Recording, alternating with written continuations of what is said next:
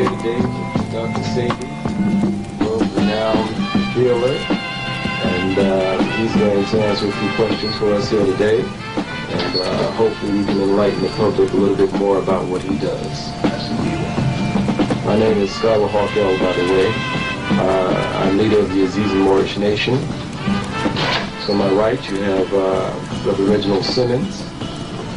He's our Minister of Communications. Oh, stop, Minister. And his father can bear witness to Dr. SeBi's achievements. His father was directly cured of several ailments by Dr. SeBi. True.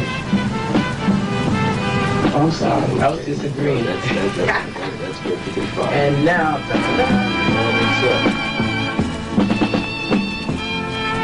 Dr. SeBi, we were talking before the camera started rolling. What is melanin and what is carbon? Tell us about those two minerals, or whatever they are. Melanin is not a mineral. Okay. Melanin is a word that was used to describe a certain biological function.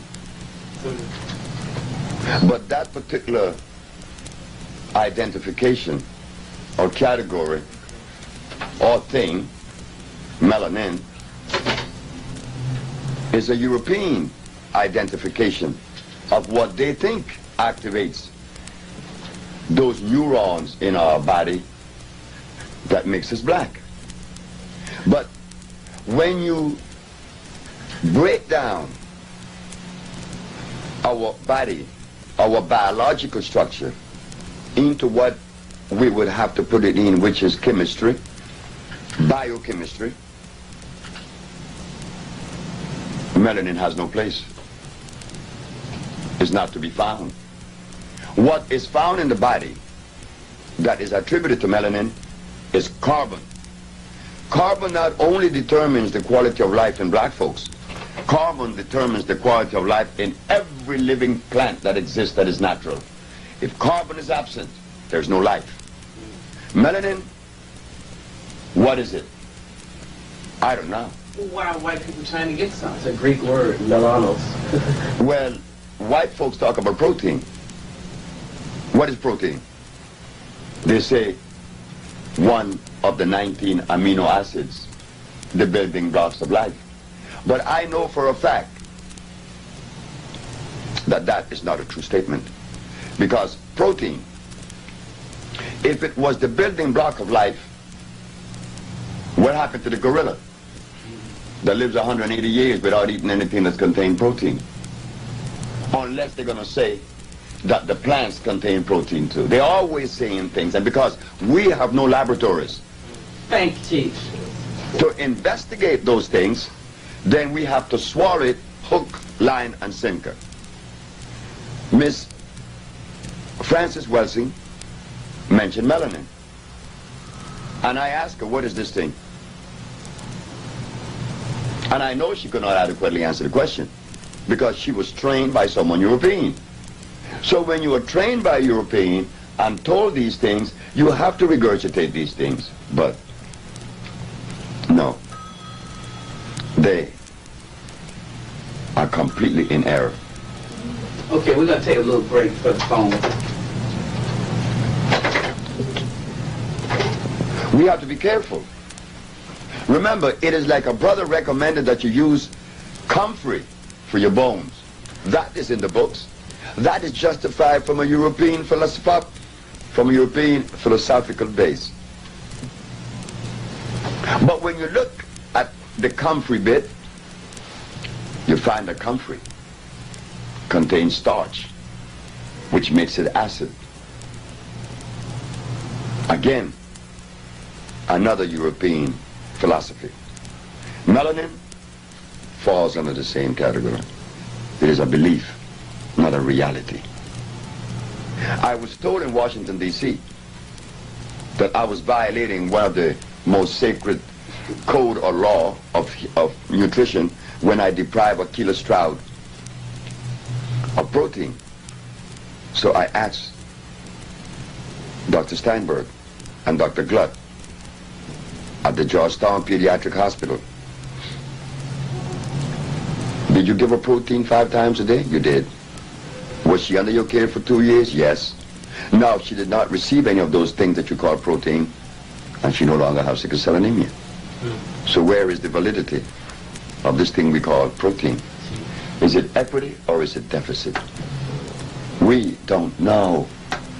This is why Dr. SeBi, when he embarked on this journey of healing, many was asking me, well, why are you so concerned with the scientific aspect of this thing? I say it is necessary not to heal. To heal, it is necessary to understand the scientific aspect of it. But you must understand the herb that corresponds with the disease that is manifesting. And the only way you could do that in the Western world, and to prove that you would be respected as someone that could be of usefulness, is to enhance oneself with the words that describe certain things. And that is the science of biochemistry. I had to, because my challenges would be from a scientific base. And if I didn't understand science, then I would be lost. And they would gain momentum when they should not. So I decided to go into the scientific understanding of these things we call herbs. And what we found, that there is nothing on the planet that assimilate and could be of usefulness, save that substance is electrical. And the only electric substance on the planet is a natural plant. Not comfrey, golden seal, peppermint, aloe vera, and the rest. They're hybrids. But how many brothers and sisters in America or anywhere in the world qualifies to offer a challenge when we have nothing to test that which we are given for validity? No, I do not subscribe to melanin or to comfrey. So we have to again go back to the drawing board. The Usha research disregard the word melanin. For instance, if melanin determines life, why is it then that when people come to us with nerve problems, with energy problems, we give them the substance known as iron, which is a mineral. Straining that iron with carbon, hydrogen and oxygen, the CHO chain is the chain of life. Carbon, hydrogen, and oxygen. Melanin has no place in that biochemical structure. So I'm very extremely sorry. Okay. Let me ask you a question then. What makes the difference between black and white? What makes the difference between black and white then? Why is it your color and there's somebody else who's not of color? Well, again, we could easily explain that position. Carbon is the determining factor for your color. The concentration of carbon determines the color black. The higher the concentration of carbon, the greater the color black would express. Oh, I see. Mm-hmm. It is carbon, nothing else. Excellent. Yes, sir. Dr. SeBi, explain to the people watching this tape the word electricity, and how it pertains to its necessity boundaries within the body structure. Now you see, now that was the best question that could have been asked. Why? Because if something is of usefulness in my structure, in my biological structure, it must necessarily be electrical. And the only substance that is electrical, that are electrical, are those substances that come from the forest we call the jungle.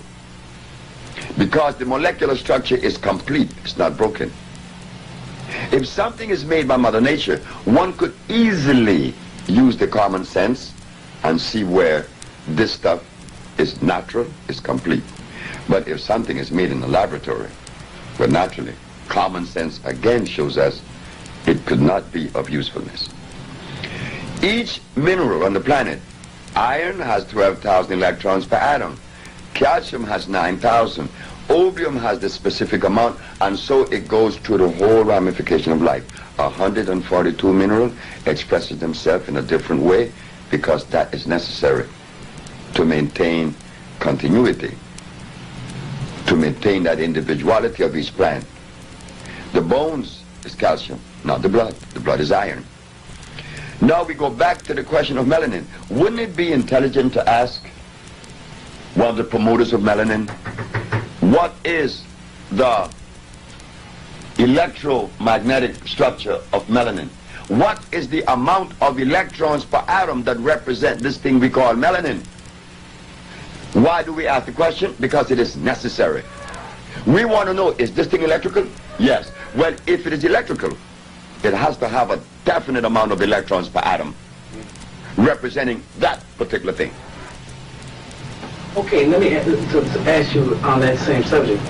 Let's say the generator that gives us electricity here in this city was cut off, and we wanted to get more electricity. What will we do? Will we stick one in the ground, or how would we work? Stick one in the ground? A wire. No. What produces electricity? Electrons. No way. I was an electrician. I am an engineer. I work in what you call steam generating plants. I have a degree, I have a license in what is known as thermodynamics. We are dealing with physics now. The only thing that produces electricity, the only thing that produces electricity is the friction of copper and carbon. That could be seen in your automobile. Take out your generator and see what it has inside. It has a copper wheel and some carbon brushes that touches against it when it turns. Here's an example. This is the copper wheel in the generating plant that produced the electricity in this room. It is spinning at only 90 revolutions per minute, but against this copper wheel there are carbon brushes, and this is what you see. The spinning of the copper wheel against the carbon brush creates a friction. That friction is called resonance. Resonance is electricity, not electrons. Resonance. The resonance produces the electrons, not before. So now, if electricity is produced by copper and carbon, the friction of copper and carbon, then where do we go in the human body and find the organ that produces electricity? We find that it's the brain. The brain is the center of motor. The nervous system is the conduit that carries the electricity to various points of the body to cause motion. Now, should we ask, what is the composition of the brain? No. It is made up of what? Carbon and copper. The pineal gland is carbon, and the cerebral cortex, copper. We not only find that in a human being, we find that in the eel in Brazil that produces electricity to kill his prey. And when you open the eel, all you find is copper and carbon. No melanin. Well, does everybody have a pineal gland? I was told the other day that everybody doesn't have one. Is that true or not? If you had no pineal gland, you would not be alive. You would be in no motion. It's impossible. Every race has pineal glands. Not every race has thymus glands. Oh, that's different. Oh, yeah. Well, tell us about those. The thymus glands. The thymus gland regulates sex. It also maintains energy. The thymus gland also keep you childlike, non-aggressive. But in some races, the thymus gland disappears at age 8. Then one becomes violent in one movement. But now, If the thymus gland disappear in some races at age 8, principally the Caucasian, what helps one to retain the thymus gland within the biology? The presence of what? Carbon. Thank you. He has a question. Right. So, Dr. SeBi, what you're saying is that due to the way a lot of medical people study medicine in this country and around the world, they don't understand the difference between, say, electricity and something that's electric. Well, if we are talking about understanding, what do they understand? Because the question needs to be asked. Remember, the time for common sense has arisen, has arrived. What do they understand? Don't be afraid. We need to ask these questions. What do they understand? No cure for common cold, no cure for diabetes, no cure for cancer, leukemia, sickle cell anemia, AIDS, blindness, diabetes, and no other disease. Well, if the physician clearly shows us that there is no cure for any disease, what do they understand? So we have to throw that understanding of whatever that premise is out the window. Everything that have ever come from the Caucasian, no, from the physician, has to be thrown in the trash because it's of no consequence. What have they done as far as usefulness in reference to pathology? What have they done? What have they reversed? Nothing. So why should a word be authority? No, we can't use them as some level of thinking, development, or seeing. No, we can't do that because they don't have that. They showed us. How old is the medicine that they are practicing today? It is 265 years old.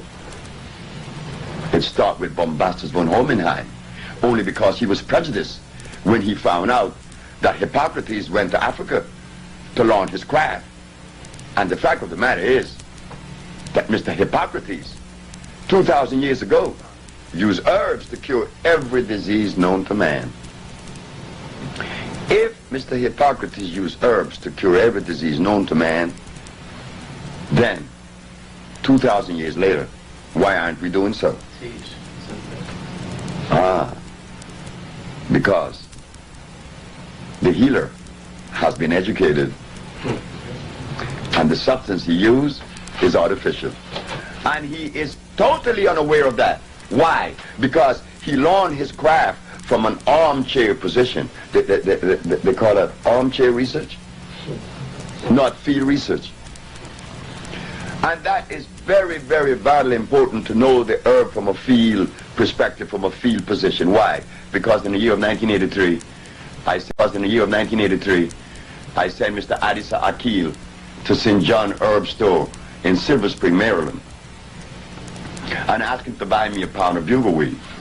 Why did I want the bugleweed? Because someone came to me with a very bad heart problem. They call it mitral stenosis.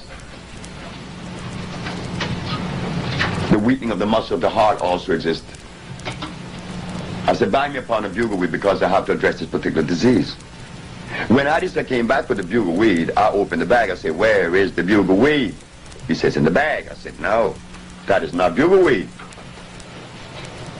What is it? I said, that's blue vervain. How do you know? Because I tasted it and it's sweet and I could look at it. That's why I could tell. I didn't learn herbs reading a book. That's what the herbalist does in New York and the United States. So I said, take me back to the store. So he took me back to St. John Herb Store. And there, the young lady, which was black, said to me, well, how do you know that this isn't bugleweed? My boss been selling herb for 25 years. I said, young lady, your boss may be selling herb for 125 years. This isn't bugleweed. Call your boss. The boss came. What's the problem? I said, I don't think there's a problem. There's never been a problem with me. I just don't have those things. But you showed me something that was supposed to be one thing is another. How do you know? Because I know. This is not bugleweed. Bugleweed is bitter. Bitter as gall, and this is sweet. And bugleweed has, in intervals of an inch, has a little ball on the plant. A little ball. Every inch it has a little ball. This has no ball. I said, would you please go and see if the bag that was sent to you that said blue vervain could possibly be the bugleweed? And she goes inside, and guess what happened? The bags were mislabeled. And she apologized. But if I had not known about the herbs and learned about them in the proper way, she would have snowed me. I could give anybody in New York any herb and say it is this or that. They don't know. Because the very herbalists, when I came to New York just 15 years ago, one day telling their recipients to drink carrot juice, didn't they tell the recipient to take golden seal? Well, when you do such a thing, you're showing and telling the world that you don't know what you're doing. And this is what happened to me when I went on WLIB. And I told the audience at WLIB that carrots were artificial. They all denied me. 1 year later, when Nova came up with the program, that not only was it artificial, they showed that it was made by crossing the Queen Anne lace and the wild yam. You do not mix herbs unless they belong to the same valence. What do I mean by that? I mean this. In the kingdom of life, a yarrow plant, which is known as the Queen Anne lace, could only and will only pollinate another Queen Anne lace. Why? Because the pollen carries the same amount of valence as the other. And through that process we know as chemical affinity, they join. Now, there is another mixture that we are totally unaware of beside the natural one, which is chemical affinity. The other one is a mechanical mixture. What is a mechanical mixture? A mechanical mixture is when you cut a sliver in a plant, like the Queen Anne lace, and you cut a sliver in another plant, and you take out the heart of the stem, and you put it inside the Queen Anne lace, and you tape it. That is hybridization. Black people knows nothing about this. And now this plant produces something other than what it was originally. Because now we are uniting Queen Anne lace with wild yam. You don't get the wild yam or the Queen Anne lace. You get what? A carrot. They went further to show that it was made in Holland. And little before that article came out, I had returned to the drawing board to find this carrot. I knew it was artificial. Why? Because it doesn't produce seed to reproduce itself. Carrot just does not produce a seed that reproduces itself. So I knew it was artificial. And beside that, it contains starch. When I go back to do my research, guess what I found? That the German made the lamb, the German made the barley. I said, oh no. This is why the Arabs are so indebted to Germany. Because the German make the Arab food. The Arabs has no food, you know. Arabia never had food. Arabia doesn't have food now. Nowhere in Arabia you find natural food. Everything the Arabs eat, the very Quran that they read came out of Germany. Also their food. If the German removed the food from the Arab, they starve to death. Oh, this is nasty, isn't it? Oh, yes, it is. It's treacherous. You know what we're going to do? We're going to take a slight break here, and then we're going to continue. So if anybody has any questions, write it down and get it ready, because we got about hit bait. up in the desert. There's nothing. What can they go? What? Go what? They never had anything natural in Arabia. You are. He continues on. And what was that last point that you were making? Or does anybody know? Or is there a question? All about the Arabs. Arabia has no food. You see, many of us blacks hold the Arabs supreme. Not in my book. Because how could someone eat artificial food all their life and be smart when the very food that you eat influences the brain to allow you to think? And if you eat the wrong food, you're going to think the wrong things. And that, again, is common sense. If you take a diesel automobile and put in it gasoline, what happens? It can run. It cannot run. If you just put gasoline In a diesel engine, Oh, no, I didn't hear that part. The question. you can't. No. So the human body responds the same way. The black race has never had anyone to really show us what we should or should not eat. The only man that came was messenger of our honorable Elijah Muhammad. The only man that said, stay away from the pork. And when I, SeBi, sat and ate with the messenger in his house on 3837 South Woodlawn Avenue in Chicago, the messenger personally told me and Brother Harry Nance from New Orleans that we should not be eating meat at all. Well, And we should not be eating anything on this menu because it is poisonous to us. But if he, the messenger of Allah, Elijah Muhammad, had told the black race of the United States to stop everything, who would listen then? So he had to he couldn't cold turkey us. He was very intelligent. He removed the pork. And just by removing the pork and many other little things, they rebelled and they said they wasn't going to join because they had to eat their pork. Telling us that we have been conditioned, not only brainwashed. I don't even think of brainwashing. I'm talking about that conditioning. They have made us addicts.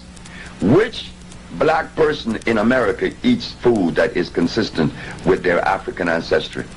Don't even go there, because none. Then we go to the Maya, Honduras, where I was born, this Latin American country. I asked a question to one of the guides that take the tourists in and out the ruins and explaining about the Maya. I asked him, sir, do you mind if I ask a question? He said, no. What did the Maya eat? A lady who was part of the tour, the group, jumped up and said, corn, of course. The man looked at me and looked at the lady and said, lady, if the Maya ate corn, this man here would not have asked that question. He would have known that. So there is something about that corn that we have to question. oh, no. Then he turned back to me and he said, what did they eat? I said I could begin with the teosinte, the cablote, the chipiling. These are natural green that grows in the forest of Honduras. Natural green that grows in the forest. The teosinte is a plant that produces a kernel that looks like a corn, but the difference is it is non-starch. They make the tamales from the teosinte, and they mix the chipiling in there, which is a green, and they make these tamales, and they still do in Santa Rosa de Copan. And when you all come to Honduras, I will introduce you guys to these tamales. That's right, all natural. The Maya did not eat corn, rice, beans, chicken, eggs, pork, cows. Why? Because these things did not exist in Honduras when Christopher Columbus came. They only ate those things that were natural. But the guy knew that he didn't know what the Maya ate. And how many Africans in Africa knows what their ancestors ate? They don't know. What does the African eat today? Rice. That's all they have. And rice is a poison. Chicken. Not only is it starch, and it is because it contains, and it converts into carbonic acid, but it contains cyanide. Well, how is it those little, I'm going to say something wrong here. The Chinese people, like Chinese, Japanese, them people, how they eat it every day? But what about that? Because they eat it every day. Are they the healthiest people on the planet? You never seen a Chinese or a Japanese walk straight. His spine just cannot hold up straight. He always walk with a drop in his spine. He just can't do it. He eats nothing but starch. The Chinese should give credit, and a lot of credit, to the Italian that went down there with his name Marco Polo, because at least he took them the wheat kernel that they could make their noodles. Before this man, what his name, the Italian Marco Polo, Chinese could make noodles. So what about their Buddhist monks or whatever, Confucius? But they were still eating the same poison. What else do they have to eat? There's only one man came out of China that understood that, was Dr. Li Cheng Fu. Dr. Li didn't eat anything that grew under the ground. No, he didn't. He just didn't do that. And Dr. Li, according to the history, lived 125 years. You see? 165 years. And he died here in New York. Or it was recorded in New York. He died in China. But he was a Chinaman that I respect. Like when I go to India, I talk to Raja Gopalachari. He's a friend of mine who lives in Calcutta. And he look at all the Indians and say they all are dead. I said, why? Look at what they eat. I said the same I say about Africa. That's why there isn't one African leader that I respect. I can't respect any African leaders because I know his head is confounded. Why? Because look at what he eats. Is fish good? Fish rots in the intestines. Oh. That's where the worms go. Exactly right. Anything that walk, crawls, swim, or fly, and that has a head should not enter my system. This should have a face. Valentine says Saturday. Anything that has a face, leave it alone. But he does worse than that. Because he recommends things that are more acid than that which you eat that have a head. Speaking of that, Dr. Say, I want to ask you some questions. My name is Marcus Scott Lewis. I'm just a humble, burned out, recovering activist, writer, and poet. And the questions I would like to ask you is, with this New Age movement out here, with all these European herbologists and all these writers, do you wouldn't recommend any of these books or any of these teachings? Now everyone's going back to nature, quote unquote, and heading to all these herbology stores and buying all these products and things. Our people are still confused because of lack of the correct information and misinformation which we receive.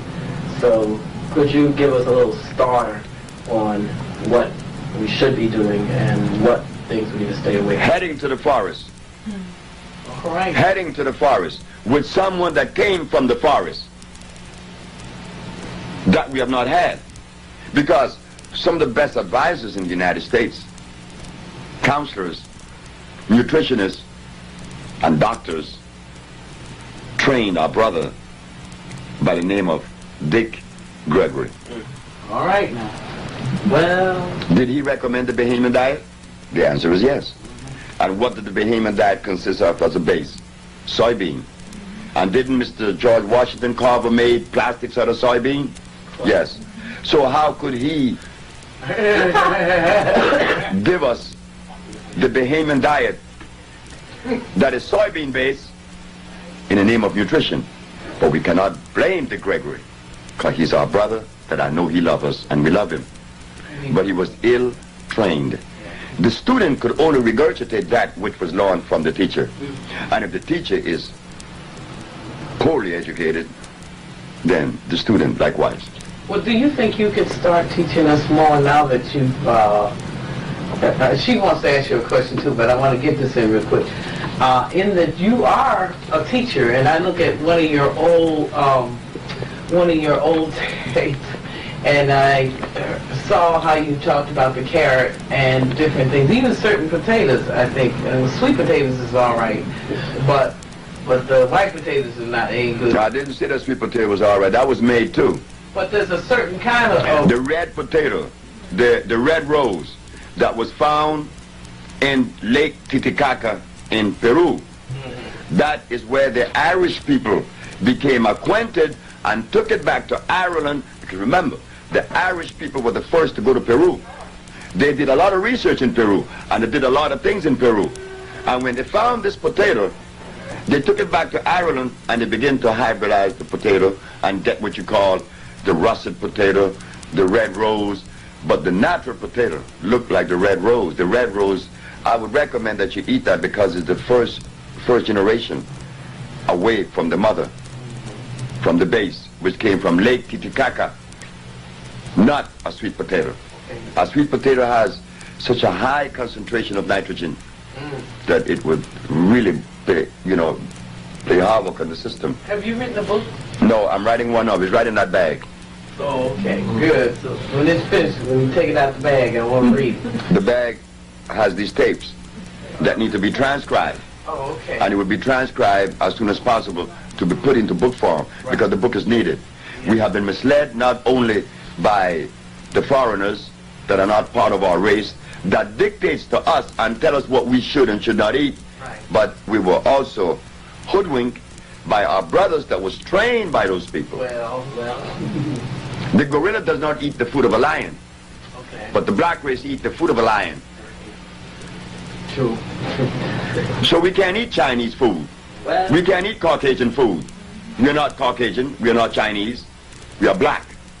And what does that mean? Well, I use the word black, and I use that too loosely, because I don't like the word. what's a good word? I don't even know. Why call ourselves anything? The shadows. No, I am.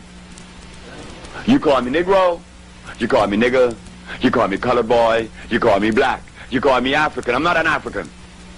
Because the continent was not named Africa until a white man named it Africa. So what are we? Planetary. Thank you very much.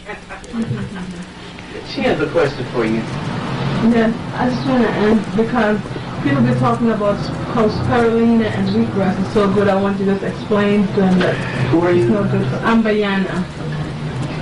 Bayana asked a question about spirulina and wheatgrass. Spirulina, I mean, where does spirulina grow? It's hybrid. And what about the wheatgrass? Hybrid. Wheat kernels. When I, in my embryonic stages, and I must admit it was later than that because I was in New York practicing this thing already, and I was using wheat to produce wheatgrass to be juice, and here I am with my little cup of wheatgrass juice. I got the best chlorophyll in the world. Man, a little lady, 94 years of age, named Mrs. Holloman, said, "You're out of your mind. You're not going to recommend that to yourself and to no one else." Why, Mrs. Holloman? Because this stuff is poison. Wheatgrass juice.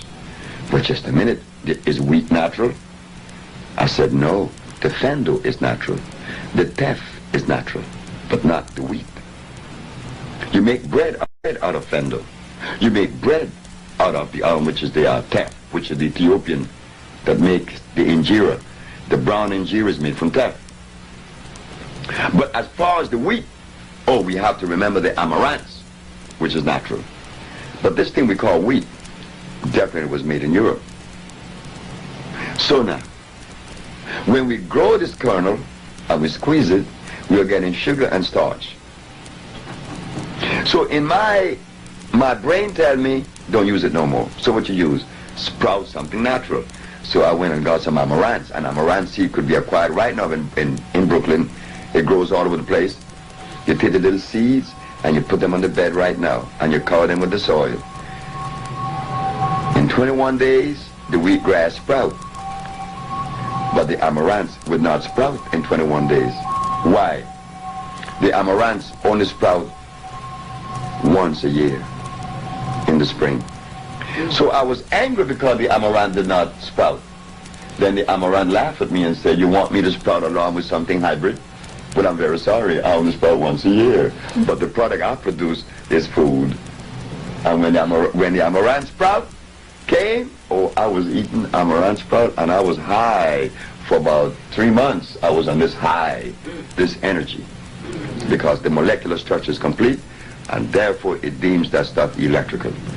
If the molecular structure is incomplete, meaning a hybrid plant, it cannot be electrical. If man could make a substance in a laboratory, such as a vitamin, vitamin B, vitamin B, C, vitamin B12, inositol, zinc, all this stuff. Hey, look, just a minute. How could you make in a laboratory a substance that would help me biologically or physiologically? If you could do that, and if you could really do that, then you're God. Only nature or God made something electrical. No man could do that. I'm going to give a simple example. On the planet, minerals are expressed in two forms. One phosphate, one oxide. Meaning what? There are 142 minerals. We begin with gold, silver, opium, iron, phosphorus, iron, magnesium. They come in the form of a rock. 142 different minerals in the planet. They come in the form of a rock. But that rock also have a plant that is representative of that mineral. The plant contains gold. Gold? You may ask, well, why should it be so difficult for you to understand that? Don't you take burdock for iron? And what's the difference with iron and gold? They both are minerals. But now you have them in a plant form. Why a plant form? Because the plant, in sending its root into the soil, it converts that solid rock into a liquid digestible substance. The scientists call that process of conversion iontrophoresis. Iontrophoresis could only be accomplished by a plant, not a laboratory. You can't take a piece of rock that is iron into a laboratory and get a liquid from it that's going to be digestible, because now it becomes non-electrical. The plant makes it electrical.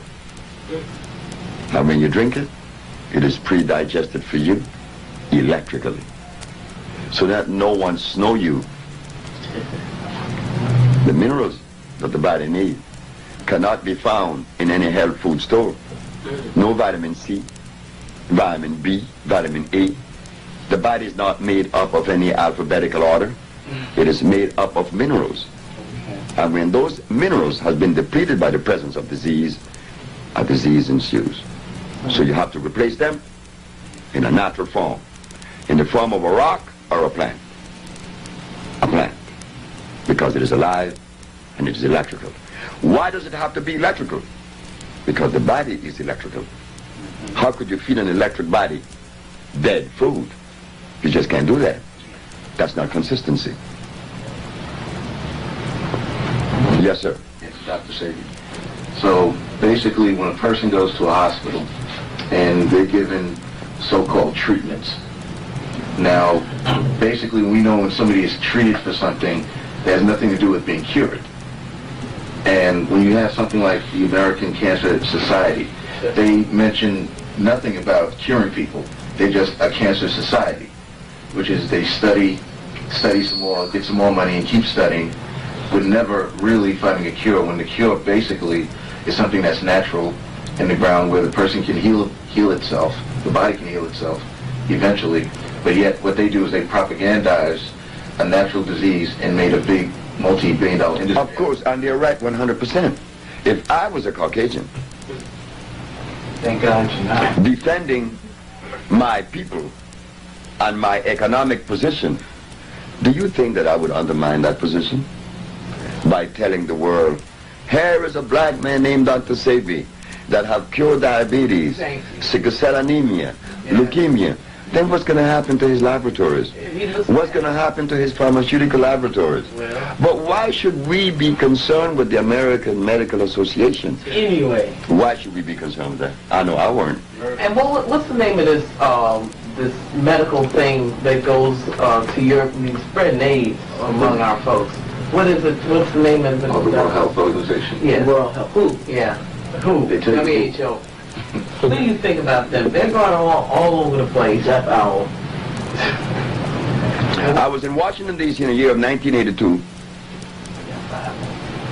and this brother, who is a doctor, who worked for the WHO, personally told me that they threw in the towel 20 years ago, that they knew that there was no cure for any disease. They never had one. I mean, the physician didn't go to school to learn to cure anyone. The discipline just doesn't house that. So, again, we should not be bringing them up. It's of no consequence. The only thing is they're killing our folks over there in Africa. When are they going to learn? They're killing our folks in Africa? Yeah, they're all coming up with AIDS. Where do they get AIDS from? AIDS is a thing of the mind. It's not real. It's memory. But the African need to be killed. Oh, well. I mean, coming from Dr. SeBi to say that his family need to be killed. I know what you're saying. But that's a fact. The African have turned their back on their mother. In fact, the African has never regarded a black woman as being equal to a male. So when you abandon your position, you need to pay the dire consequences. When you abandon your mother, and I'm not talking only saying about the biological mother, I'm talking about that greater mother, Africa. They changed Africa. They made an exchange for Europe in Africa. They deserve to die. Everyone that dies deserves to die, or else you would not be dying. I think you're right. Oh, I know I'm right. They wouldn't be dying now. That's true. Because what is it about the 144,000 that will go and lead and whatever they're going to do? So you got to have somebody that got some sense. And it's not there. That's why I said that I would prefer to take a shoeshine boy from New York and put him in the presidency in Africa, in any country, and he would do a better job than those that are there now. Because common sense just step out the window. The African doesn't eat anything that came from their ancestors. What do they eat? They eat rice. They eat potatoes, don't they? Sweet potato. No, they eat the white potatoes. Those that come here that I've seen, they eat the white potato in with the rice, and they eat the carrots.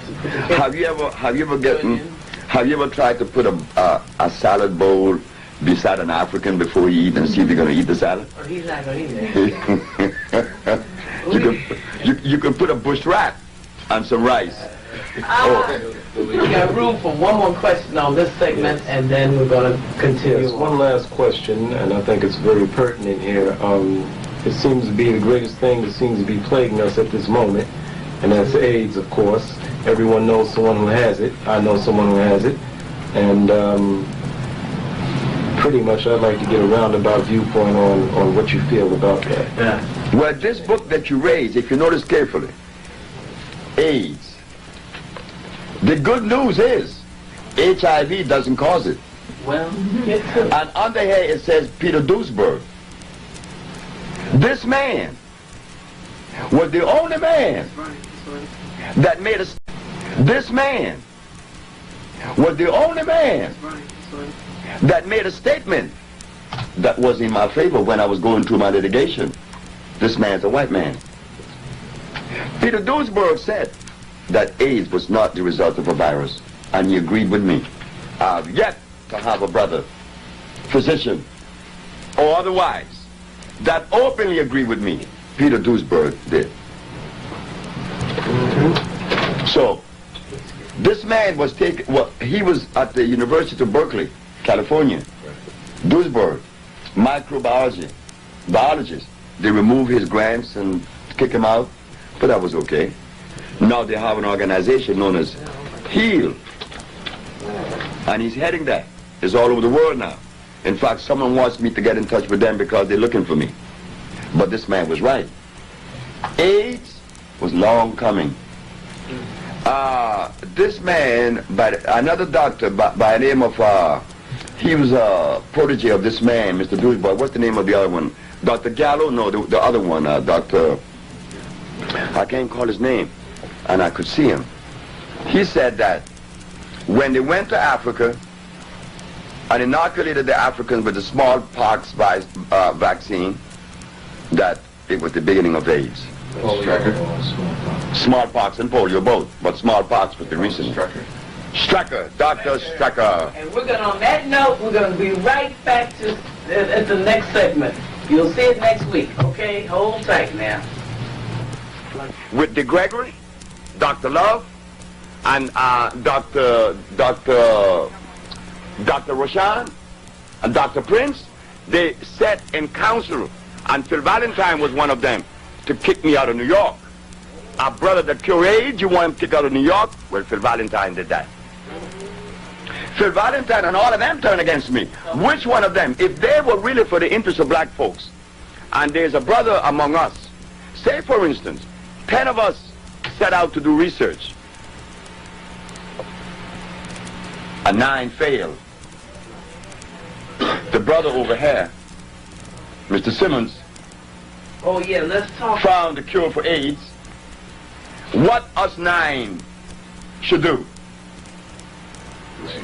Come to you, because you did the research and found it. Phil Valentine, Dr. Love, Kanye, Dr. Prince, Dr. all of them said, good luck. I said, thank you very much. What about Dr. Barbara Justice? She don't like me.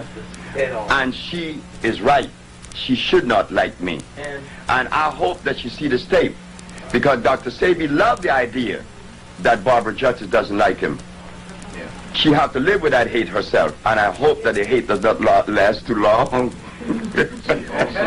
Also, at the Million Man March, Dr. SeBi, there was I was there. Well, and she has worked with him, the Muslim guy from Washington. She's worked with him. Yeah. Are you talking about Dr. Alim? Yeah. Oh, that's a beautiful... And Dr. Barbara Justice said They brought together. this young brother up who they claimed they had cured of AIDS for 3 years of Well, treatment look what they of did to Cameron from Kenya. It is impossible.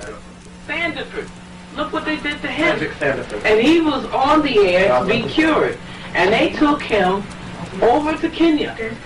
And because of the lack of money, you know, money always plays the role, and lack of care, I'm going to put that in, that's my word, that Sandiford died. He had to. Even if I take Cameron, he would have died. What is Cameron? Do anyone here know what is Cameron? Synthetic. What? It's a Faron mixed with something. AZT. Ooh. Made right here in the United States, sent to Japan to be put together as a compound, and then taken to Africa and administered. Yes, that's true. That's true. Yeah. See, also, years ago, my father got out of the hospital, and he was feeling very weak. This was like 1988. And his name? And his name, Professor George Simmons. And I remember my father was feeling very weak, and he didn't know what to do. So his friend sent him to Dr. Barbara Justice, and she looked at him and she said, all you can do is just pray. And wait. And wait to die. So what happened was a few of my father's friends took him to see Dr. SeBi over here. Amen. And my father, if you recall, the first time you met him, he came to your office, told you all his problems. He was this and that, and you said that you didn't even look at him. You said you were busy reading something. And you told him, don't worry about it, you'll be all right in a couple of weeks or a couple of months. He said you'll be back teaching with, without too much of a problem. And lo and behold, my father followed what you told him to do, and he was back teaching. He's running around now in 1995. And now he's down in Honduras at your institute, and he went down there with a lot of different maladies, diabetes, prostate cancer, high blood pressure, a whole bunch of things. And he said within 2 days of being down there, he was ready to run some Olympic events. And he did. Wow. Yeah. And his sugar was down to 93. And they told it was supposed to be amputated, no longer has to be amputated. What? And his hair is growing back, did he tell you? Yeah. His hair is growing back where it was falling out. The village you are talking about is here. This is the village. Okay, let me hold it there for a few and let's get a nice tight shot of that. Okay. All right. We see the tanks of the thermal waters. This is the Usha village in Central America. And you see these tanks that house the water. They are holding tanks. Oh. The thermal water contains a pH of 8.8. It is not like what they have in other places. I heard that there's a hot spring in Cottonwood, Alabama. We don't have a hot spring in Honduras. We have a thermal spring. And the difference of a thermal spring is that the thermal spring is precipitated by volcanic activity, which means that the water has a high concentration of sulfur and phosphorus. Not so for a hot spring. A hot spring is precipitated through a bed of zeolite that's under the ground. And as you know, that zeolite is a mineral that boils water. That doesn't necessarily make it thermal. So what makes the difference? That one has sulfur and phosphorus and oxygen in large amount. Which means what to the body? It means that the body is receiving a large amount of hydrogen ion concentration that relaxes the body immediately. It plays a very good role on the central nervous system. Stress is gone immediately after you enter the water. And that was the first thing that I did for the professor when he got there. I said, before you eat or go to sleep, you go down there and you take a bath. And we took him down there, he took a bath. Next day he was rejoicing. Now what happens when stress is relieved from the body? Well, the body begins to normalize itself and the hormones begin to take their message where they should go. When there's a nerve condition, hormones tend to contract or retain, or they don't do their work because they are held back. There's a nerve condition. You know, like even the muscles contract. Your face, the muscle in your face contract when there's muscle problem, when there's nerve problem. Bellman palsy is one. Bellman palsy is caused mainly by emotional reaction, and it pulls the muscle in the face to one side. And when the person relaxes again, the muscle relaxes. So the remedy in Bellman's palsy is to get into an unstressful or relaxed state. In your situation would be to take one of these baths. That's right. It's not one of these baths. You take bath twice a day. And then you take also the therapy, the internal therapy, which is what? The pavana, the cordoncillo negro, the cypress, and yes, my most favorite, the drago. These are plants that you will never hear in the American standard pharmacopoeia. You don't even hear these herbs in the mouth of the herbalist in Honduras or in the United States. And for that matter, even in Honduras, you go to Honduras and ask people the herbs I use, they don't even know them. Because they're too busy reading herbal books. And they're not in the herbal books. And those that are in the herbal books are hybrid. I wish very much that you could meet Dr. Anthony Handoff. He is, I guess they call him, you can keep it over there. He's botanist. He calls him an ethnobotanist. Something, whatever. Herbology. He went to school and got that. And I don't think I want to meet the brother now. You know, not because I would not like to meet my brother, but I can't exchange or even entertain someone that has been educated. Remember I said, the reason why the healer is not healing today is because he has been educated. You want to hear a beautiful one? Above all else, Dr. David Ayensu. Dr. David Ayensu is a member of the Smithsonian Institution. There is a program out known as East Meets West, meaning African or Eastern medicine against Western. They begin to show where this African in Africa took some herbs and put on this lady's head because she was crazy. He took a knife and opened her skull. Ooh. He took some smoke and he smoked her around. And Dr. David Ayensu is talking about the herbs of his people. He's from Ghana and he's a member of the Smithsonian Institution. Dr. David Ayensu is the brother that is looking for the cure of leukemia using the pink periwinkle, the rosy periwinkle. Well, I don't know how Dr. Ayensu expects to derive from the rosy periwinkle the cure for leukemia when the rosy periwinkle is also an acid plant. And as for leukemia, we have cured leukemia long before Dr. Iyensu even dreamed of coming on with the rosy periwinkle. But we go back again, and we find that in the end of the program, East meets West, which is approximately a 25 years old program, showing, comparing Western medicine against ancient medicine. And guess who wins every time? Ancient. No. What? No. No. Western medicine, the allopathic. In the end, Dr. David Iyensu and his colleagues said, well, you can clearly see that traditional medicine, is all right, but it falls short because you can't really measure the dosage for consistency. So modern medicine is by far the best. And they end the program. I said, that was so beautiful. But I knew that the day would come in which the philosophy that Dr. David Iyensu is supporting and the African biomineral balance would come face to face one day. And it happened. Dr. David Iyensu called me and said, I've heard about your works on leukemia, but we are looking for the cure of leukemia with the rosy periwinkle. I said, Dr. David Iyensu, we already cured leukemia, so you could just squash that. Just go to something else. But that's 12 years ago that I told him that. 12 years ago, Black America, and still now, does not show the interest into our health and healing the way we should. All of the healers in New York, and I could call their names, they all read books. If I take Dr. Phil Valentine and Dr. Love and Dr. this, that into the forest, they would know a natural herb from an artificial one. But we can't blame the brothers. No.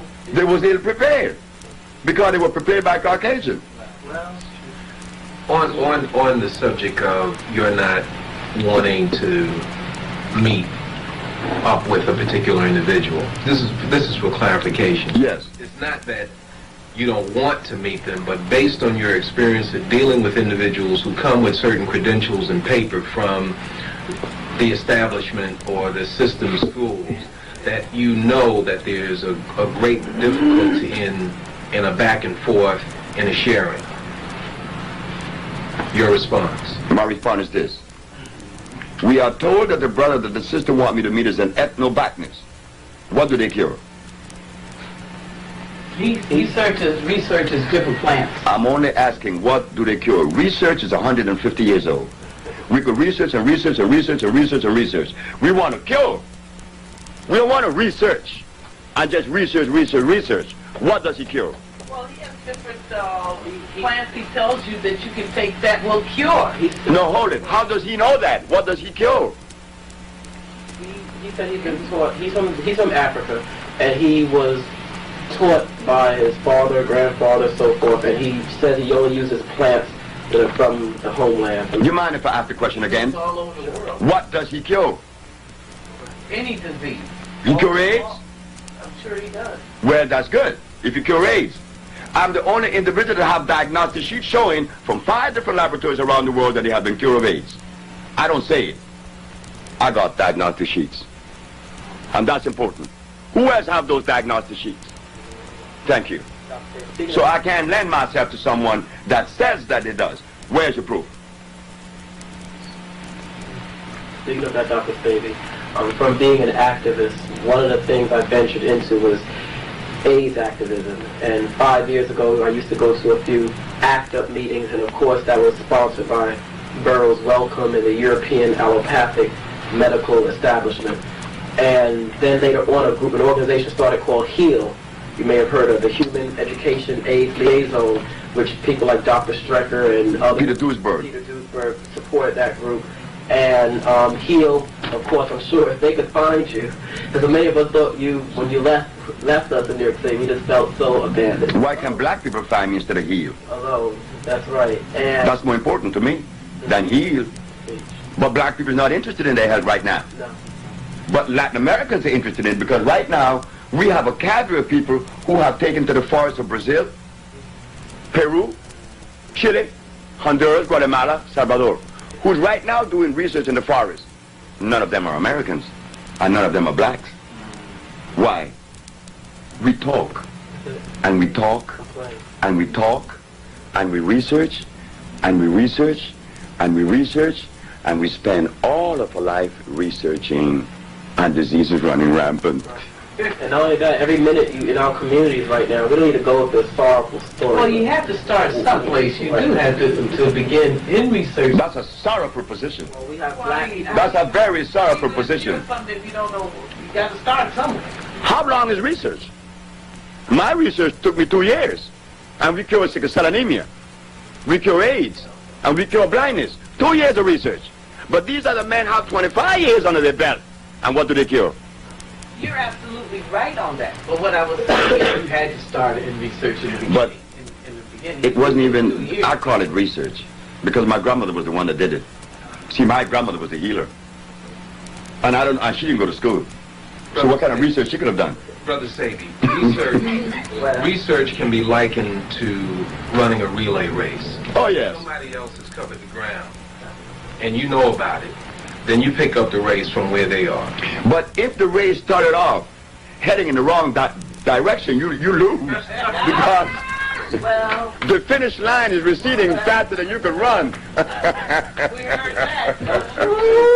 We heard that. What happens is that you continue passing the baton on, but there's no finish line. Right. It's behind you. And running and running. It's behind you. So I don't want to hear about research. So what you have. In fact, in South America, people don't bring to me these questions. Not in South America. I live in South America. They say, Dr. SeBi, we know of no one that cures the disease that you have cured. So you have the blessing of our country. Honduras has given you all the privilege to practice your craft, regardless to what the world said. You can't go to Africa. I said, no. Although you're an African by heritage, I said, but I can't go there. They kicked me out. So the need to research can be attributed in part to the conditioning that many of us have been through to say, well, where's your research? Whereas you point out that what have you done? That's what they ask. Not what have you researched. What have you done? That's Latin America. But that in America is arrogance.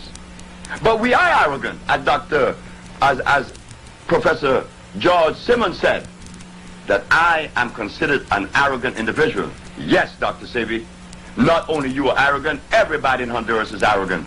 You've been independent since 1824. You have earned your position to be arrogant, and especially when it comes to the art of healing. If the rest of the physicians and herbalists have healed what you heal, they too would be more arrogant than what they are arrogant. Arrogant is a demonstration. I don't know what it means. Of being self-confident. We don't see that. That's okay. It doesn't matter. But I'm saying we don't see that among our people, so that when we do see it among our people, people of color, even people of color will react, that person is arrogant. Because they're conditioned too. That's what I'm saying. Yeah. But I want to get to some basic ailments real quick. I'm Brother Leroy, and some basic ailments I want to deal with are those that some of our average people are being confronted with right now. Young brothers are beginning to show up with kidney ailments, right here in the city. And what would you attribute kidney ailments to at a young age? Also, young sisters having fibroid tumors, etc. Reproductive problems. Reproductive problems at a young age, when we say young age, in their 20s. Something that would normally show up later on. Thank you. The male and female. Would you say that starts in the colon? No. It doesn't start in the colon. What happened? I used to say that too, that every disease begins in the colon. But if that was true, what have us eating the things that go to the colon that makes us sick? Why are we eating the things that enters the colon that makes us sick? It is before the colon that makes us sick. It is before the colon, right here. The mind.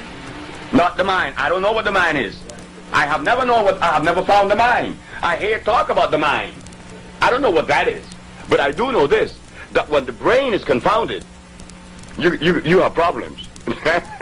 You may put anything in your mouth. You see this hand and this big mouth goes in there.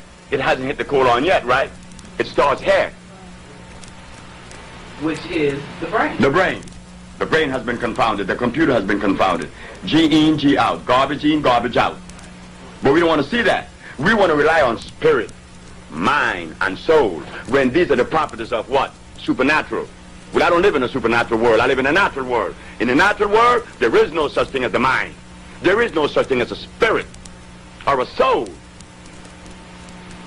You know, you mentioned on one of your tapes about you wanted to become so spiritual, and you went and you met some of these people, and they had a stomach that was meeting you in the door, and you said, "This is spiritual." I don't think I want that. No, I don't subscribe to spirituality, because all the spiritual people are big and fat, and they got problems with their head. So I knew there was something I had to stay away from. You know, I didn't pursue it any longer to investigate to see if there was validity in this or not. I was going to ask you that question. As far as how people in the New Age movement are caught up in this spirituality gig right now, what is the relation you would say then between this spirituality, or let's say in the motherland or here, or in the Native American, the Native Aboriginal healers or witch doctors or roots people? Is there a science, or is it fantasy, or is there a combination? What's the reality in that matter, in this spirituality? I don't know what it is. Because if it is so equitable, I mean, among the Native American, the indigenous Indians as we call them, the highest alcoholic incidence in the world is among them. How come they can't even cure that? We got problems. Among the Africans, they eating gari and bushrat. What happened to them? We have problems. Spirituality is a word that came out of Europe. Even the very word is European, like the word African. That's not African. That's not us. That's European. The country is called African, and by them, you call it African.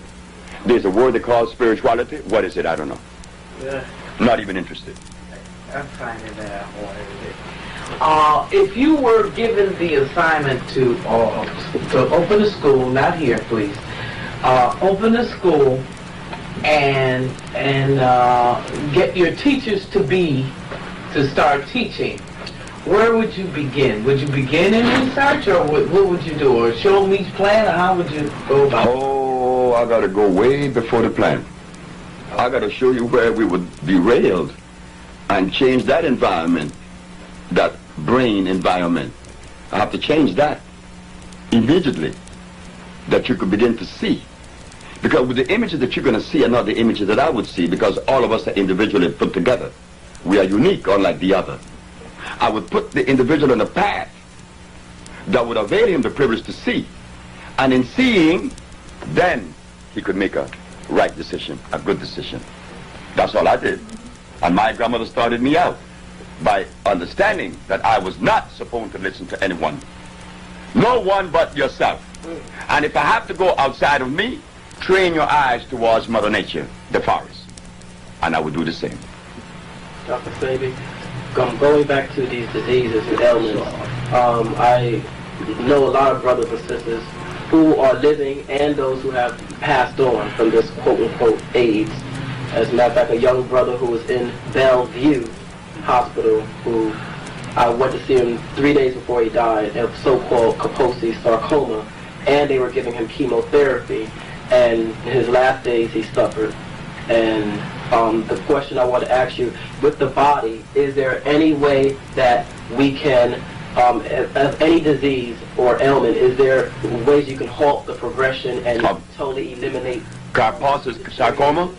and the disease that you've dealt with, the AIDS, cancer, leukemias, to arrest the progression and eliminate all the whatever symptoms, damage, But that's what we've been doing for the last 20 years. and restoring the full body back to. But that's the only way you could cure. That's the cure. To remove that particular erosion, to remove that particular condition, whatever condition, whether AIDS or blindness, and restore 100% health. That's the only way I could do it. Through what? An intracellular cleansing. This is what is done in Miami.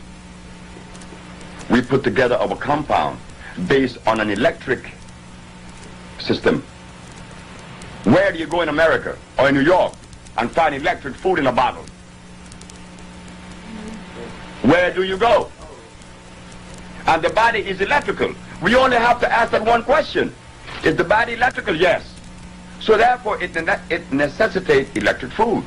Well, where do you find that in New York? Thank you. Well, we're going to do our last segment, and you know, in just a couple of minutes here. So, anybody got a real quick question? Very quick. Yes. Being that everybody's now concerned with the AIDS, so-called AIDS situation, the epidemic, what have you, I find the so-called lesser diseases have been virtually ignored, such as herpes and Lupus, yes. sickle cell anemia, diabetes. Right. And specifically, I have an interest in the sexually transmitted diseases, so-called sexually transmitted diseases, because that seems to be what plagues the younger generation, and everybody actually. Yes. So once again, in the early 80s, where you had, you know, the herpes, it was forgotten about for AIDS. What about the herpes situation? Can we answer that in the next segment? Just hold on to that answer. Thank you very much. Okay. Okay, good. Everybody's forgotten about the, you know, one thing. It's a matter of media. Go ahead. The answer to that. It was asked about the sexually transmitted diseases. Those that are lesser are considered lesser, but they are not lesser. There's only one disease. There's never been two diseases in the world. There's only been one disease, the compromising of the mucous membrane. And the mucous membrane of the African has been compromised 400 years now. What has the African ate since he left Africa that is really equitable to his system? What? And he has not eaten anything. So therefore the biological structure has been weakened over a period of 400 years. And in weakening the biological structure, then you may get lupus, you may get herpes, and you will get anything. Anything coming your way. Because the body has been deprived and the immune system has been compromised. And the immune system is responsible for diabetes, for leukemia, for sickle cell, for every disease in the world, including death. So don't only attribute AIDS to the immune system. If your immune system is strong, you cannot get sick with any disease. So we're going to straighten that. A lot of us looking for cures. A lot of people, I'm not sure everyone, you do have some people who are just plain damn ignorant, and they want to die. So let them meet their maker or whatever. Most of the people. But there are some people who do want to be cured, and they want to touch that raiment of Jesus, whatever, that garment. And so you're here now. I'm glad that I've been blessed by the ancestors and people to be here in your presence. We want to learn now how to be cured. Not learn. We want the process to begin and that deterioration, because that means we all have deterioration. No one can look at one person. All of us, including myself. Because I have a better body and I don't have no... My doctor says... Speaking of that, the question is now, what is the relation then between, since the discovery of medical science 265 years, what is the relation then between laboratory reports and the hematology, pathology, or the blood breakdown? Is there any validity or goodness out of this allopathic Western medicine, the microscope, and the relation of natural electric food and... If you want to see a germ, then get a microscope. And if you get a wound by a gunshot or an appendix has burst, you need to be open real quick. So there is place for the knife, but under extreme conditions. But as far as curing diseases, there's only one way. That is the herbs, because they are electrical. Their molecular structure is complete. They will assimilate. They are carbon-based. That's why in Egypt you see we had scalpels and knives, but what was the food of Egypt, of the Kemetic civilization? Kemetic? Those people were hybrid, isn't it? Don't get angry. Be for real, stand up. Be for real. They were hybrids. That's why be for real, stand up. Be for real. They were hybrids. That's why Cleopatra had to go all the way to Italy to find a man. She couldn't marry some black man. She could not do that because she wasn't black. She was a mixture of Persian, Greeks, and black. That's a hybrid person. So the Egyptian ate hybrid food. Didn't they eat ducks? Weren't they the one that really started to make up garlic? What could Egypt eat? And didn't Imhotep I, one of the first physicians that was given the credit as being and attributed to as being the first doctor, did he open the human body? Yes, he did. He opened the human body. If the human body was supposed to be open, it would have a zip on it. Thank you. Amen. Go right there. Yeah, okay, Dr. SeBi. You're down in Florida. Is that telephone number 315? Yes. 252-1800? Yes, ma'am. That, okay, I'm sorry. that is the number in Miami where we have just recently moved from Puerto Rico. Our laboratory, our factory's there. Okay. And now, what's this number in Brooklyn? That's 718-722-9386. Yes, that's the sister. Yes, that's another number they could get in contact with. Oh, okay. Maybe that they need. Now, Reggie would like to ask you a question. There's another medical issue that I'd like to bring up that's a big concern in this country, and that's paralysis. Excuse me. Now, how is the process of curing somebody with paralysis go, as far as you're concerned? The African biomineral balance has addressed to that many years ago, many times. El Salvador, my friend, Mr. Irvin Sanders, father-in-law, was in a wheelchair for 18 years. He's walking. Zadia Ife from New York, from University of what? What university up in upstate New York? Everyone knows about it. Buffalo? No, not Syracuse. The other one. Buffalo. Harvard? No, another one. But Albany. Cornell. She's a Cornell, and she came to us, and she was in a wheelchair for 18 years. She's walking now. And many more. Paralysis is what? When the central nerve system has allowed the muscles to contract, or that the nervous system is not sending enough electricity to make them move. So what do? We perform the intracellular cleansing and applying the African biomineral balance to regenerate the body with electricity, and that could only be done the African way. Well, I wanted to ask you too. I'm having, I was 20/20 eyes, but now I don't see as well. I had to get my glasses sometimes just to see the whole thing. Yeah, I get you clear this way. So, but I don't want to wear these. I want to cure that, get it back to where it was. What do I do here? Well, I had an experience in Chicago with my own eyes. I don't have any problem with my eyes, but I talk. I could read. I could see clear. But then one day, I decided to do urine therapy. All right. I used my compounds. For 20 days, I fasted a month. I fasted for 29 days, nearly a month. And after my urine was as clear as water, I decided to drink it. I was drinking it twice a day, along with a gallon of water. At the end of 4 days, I was completely blind. Completely blind. I was blind on that Thursday, Friday, Saturday, Sunday, Monday. I began to see on Tuesday. I bought some blinders. I told my daughter, I said, go buy me some blinders, please, quick, because the sun is reflecting my eyes. It's hurting me. She said, okay.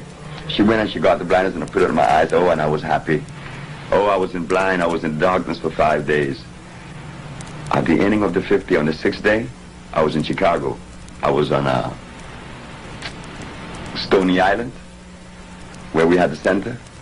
When I took the blinders off, I could read the finest letter across the street. So why was I blind? Because it was breaking down all of that inflammation. Oh. Coming down. As it crossed the eyes, I had to go blind. You see? Oh, I see, yeah. So what you need is a total fast for a while, and then urine therapy. And then you continue on the diet, and your eyes going to come back immediately. Clear. Could that happen to Dr. Clark, too? Because, Dr. Clark? Well, not too late for him. It's not too late for anyone. But how much indebted is Dr. Clark to the Caucasian or to his mother, fathers?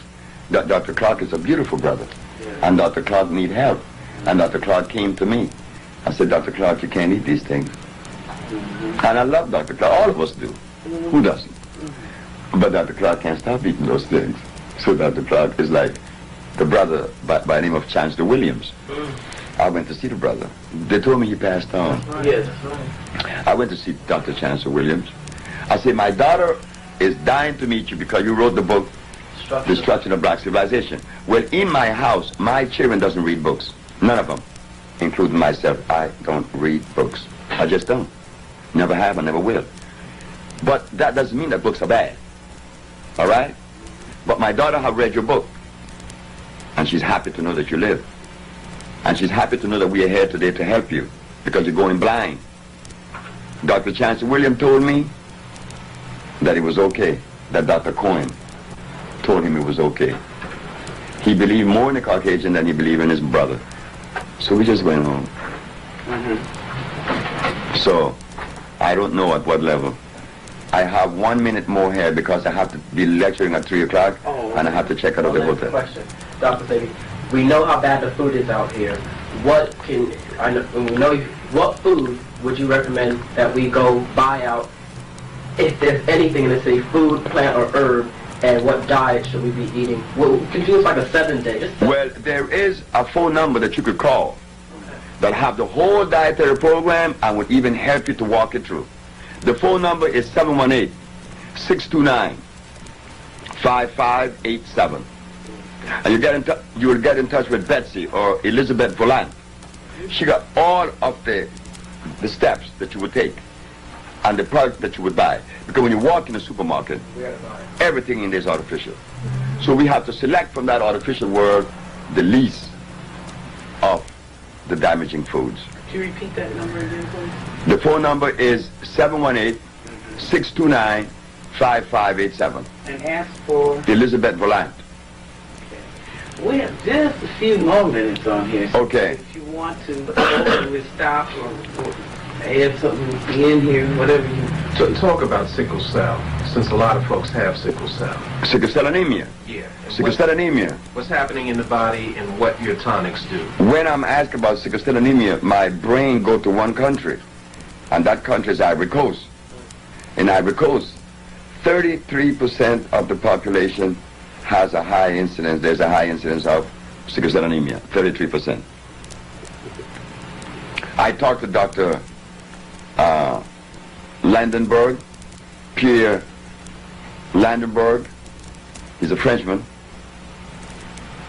about sickle cell anemia at Howard University. He disregarded me. But I have cured sickle cell anemia, I told him. And I asked him, what is sickle cell anemia? He said he didn't know.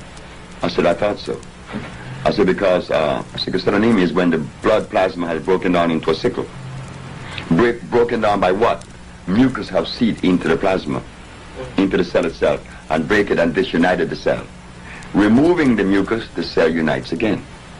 And then, to maintain that level, you have to feed the patient large doses of iron phosphate, not ferrous oxide, iron phosphate. And I don't know anywhere in America that says that. But sickle cell is when the same mucus that breaks down the cells in the nasal passage that cause sinusitis has now broken down the blood plasma and break it into a sickle. And now we have to replace the mineral that has been lost. And because iron phosphate, iron incidentally, is the only magnetic mineral in the planet. Being magnetic, it pulls other minerals to it. So therefore, when you take iron, you take all others proportional balance. So when they take this iron, they begin to see result in less than 5 minutes. Malt liquor, what damage is that doing to... We have a lot of brothers who are drinking 40s and, you know, that we're just being sold this particular drink. What is happening in the body? What is happening to the mind when you consume that? The liver is damaged. Malt liquor is made with what? Barley. And they use also another substance in the yeast. And isn't yeast the seat for infection? They call it what? Chlamydia? Yeast is the bed for disease. But again, since we have not had scientists, researchers, as they're called, to come forth with the proper research or study, we fall short. We're vulnerable. We are vulnerable. I mean, I just came to New York 10 years ago, and they were drinking carrot juice. Carrot juice? Well, that tells me something. And they're eating beans in the name of health. That tells me that something is wrong. So therefore, we have to stop it. The brother that came from D.C., there was a war on AIDS, and I was taken to Manhattan. War on AIDS! Well, I had the bomb. I went. Dr. Barbara Justice and Dr. Prince disregarded me. And then they said, Dr. Alim is coming from Washington. I said, the Muslim brother? They said, yes. I said, he's coming with a very special message. I said, yes. What is he coming to tell us? That AIDS kill black people. I said, we needed to hear that from Dr. Alim. Because we were totally oblivious to that fact. But the question I'm going to ask about Dr. Alim, is he a Muslim? They said, yes. Well, what does a Muslim that follows Allah doing, practicing the medicine of bliss that they call the devil? There is a contradiction. Well, halal. Dr. SeBi, what can we do as folks here in this country who are concerned, that have some semblance of consciousness? What can we do here to help you get the message across to the people who need to know, the people who need this kind of information and cure? What can we do here to help you to expound the greatness of medicine that you're giving to us? When the Japanese scientist said that he worked with the immune system, all of Japan got behind him. He didn't ask them. They got behind him. And he got the Nobel Peace Prize for only working with the immune system. We don't work with the immune system. We cleanse the immune system. When the Jews in Israel needed help, they didn't come asking help us. They sent the help. So you ask me, what could I say to the black race of America that would help the OSHA research? I don't know. If they help me, fine. If they don't help me, still fine.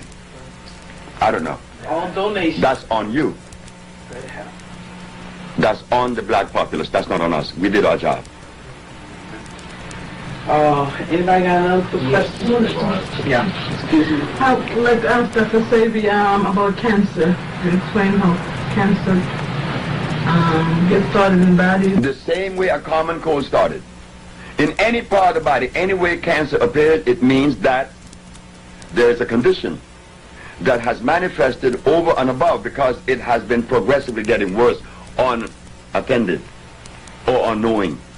There's no difference with cancer and a common cold. The mucus in the nose stayed a long time, they call it sinusitis. And after they begin to eat the cells, they call it cancer. And that's whether in the reproductive organ, in the breast, in the head, in the brain, in the eye, wherever. It's all mucus. You've heard of Dr. Torrey. Dr. Torrey from Chicago. Well, he teaches about the worms in the body, how they got there, what cyst is made of, because he says that the worms have to doo-doo in your body, and that's where you get these cysts and things like that. You heard of that? I disagree with that. A cyst, when you open a cyst, inside of the cyst, all you find is calcium carbonate. That's all you find. But I can't challenge anyone or anything. But I do know this, that Dr. Torrey has compounds that I know came from the Caucasian books. So in other words, Donald Torrey, the cysts are from Los Angeles, California. Yes. That's who groomed him. Right. The white boys groomed him. So in other words, you're saying that that's a protection. What's a protection? When the cyst, because you said it's got carbon in it. No, calcium carbonate. Hardened. The mucus has hardened, and now it is growing. The doo-doo in your body, and that's where you get these cysts and things like that. You heard of that? I disagree with that. A cyst, when you open a cyst, inside of the cyst, all you find is calcium carbonate. That's all you find. But I can't challenge anyone or anything. But I do know this, that Dr. Torrey has compounds that I know came from the Caucasian books. So in other words, Donald Torrey, the cysts are... from Los Angeles, California. Yeah, That's who groomed him. right. The white boys groomed him.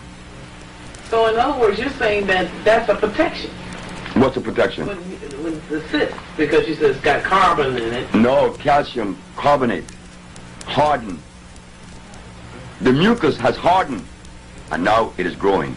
And then it's going to burst and eat you up. So your tonics do what? My tonics, our tonics, the Usha tonics, the electric food. To that, to this. What, we reduce it.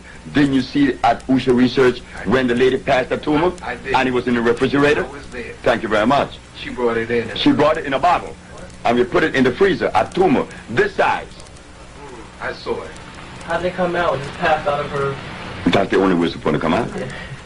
Well, So if you're right. Our bodies don't have zippers, so any cleansing is supposed to come out through the regular holes: the nose, the mouth, the Like Taurus Henderson. anus. Taurus Henderson, Chicago, Illinois, 1990. She had a tumor in her brain. And this is recorded on Channel 21 and Channel 19 in Chicago by Brother Rashid. She passed a tumor through her nose from her brain. Not only her, but she was cured. this Caucasian male from his daughter named Robin Bennett called me and said, my father have a tumor in his brain, a blood clot in his brain. I said, yes. How long would it take you to take it off? I said, how long would you allow me? She said, I gave you a month. I said, what about 24 hours? She said, you're crazy. I said, of course. But it came up in 24 hours. And she wrote me a letter, and I have that letter. Out his nose. More than black people come to you. And right now, in terms of Honduras, who are the folks who are coming to you? Mexicans, Norwegians, South African whites. I don't expect any black from South Africa to come. South African whites, Chileans, Colombians, American, Latin Americans, American, not black America. Black America, down there now is our most beloved professor, George Simmons. And we have this brother from DC named Anika. But the general population of Osha are Latinos and Europeans. I would like to come down to the country and do a research because we're called African Information Communications. And anything that concerns our people, no matter what it is, and health should be very important.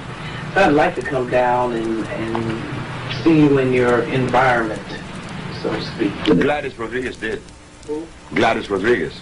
Gladys Rodriguez is a Latin American from Santo Domingo. Okay. This woman saw me on Univision, which is the Latin American International Network.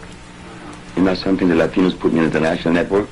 Gladys saw it, and the very next day she went down to Honduras. In fact, she had the counsel from Honduras in trouble, had him fired, because he was giving her a hard time. She went down to Honduras, got her compound, came back, and saw what Ush is about. She was in the village. No question asked. That's Latino. But an American black person have a problem going to Honduras. Well, I don't have a problem. No, what most do. I mean, that's why I'm asking you. Yeah. To come down. They ask about, is it possible? What's going to happen? Where am I going? Hold it now. But they can run to Kentucky Fried, White Castle. Sure, but that's not our fault. Powell Theater, and everywhere else. But South African go all the way from Africa, and Norwegians from Oslo. Nina went down there with her tumors, and her tumor was passed. And not only that, when she got back to Norway, the doctor said, the doctor in Honduras did remove your tumors, but there's something else that he removed. Your infantile diabetic condition is gone too. You didn't know that? When I didn't tell him I had diabetes, that is also cured.